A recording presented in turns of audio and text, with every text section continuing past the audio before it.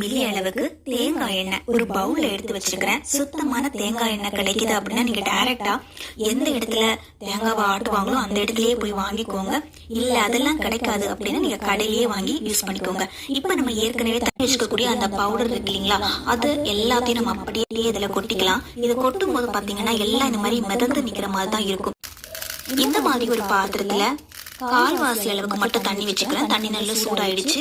அதுக்கப்புறமா இந்த பவுலை நம்ம அப்படியே தூக்கி இதுக்குள்ள வச்சுக்கலாம். இப்படி வைக்கும் போது என்ன ஆகும் அப்படின்னா இது டபுள் பாயிலிங் மெத்தட்ல நல்லா சூடாகி கிடைக்கும். அவ்வளவுதான். ஒரு ஸ்பூன் வச்சு இதே போல் நல்லா இதை மிக்ஸ் பண்ணி விட்டுட்டே இருக்கலாம். தண்ணி சூடாகும் போது இந்த எண்ணெயும் சூடாகும். ஒரு 5-7 நிமிஷத்துக்கு ஹை ஃப்ளேம்ல வச்சிடுங்க. அப்போ தண்ணி கொதிச்சுக்கிட்டே இருக்கும். அந்த டைம்ல இந்த எண்ணெயும் நல்லா சூடாயிட்டே வரும். இதுவே வெயில் காலமா இருக்குன்னு வச்சுக்கோங்களேன், உங்களுக்கு நல்ல வெயில் அடிக்கும். பாத்தீங்களா, நல்ல சூடா வெயில் அடிக்கும். அந்த இடத்துல இந்த பவுல் அப்படியே தூக்கி வச்சுக்கோங்க. இந்த எண்ணெய்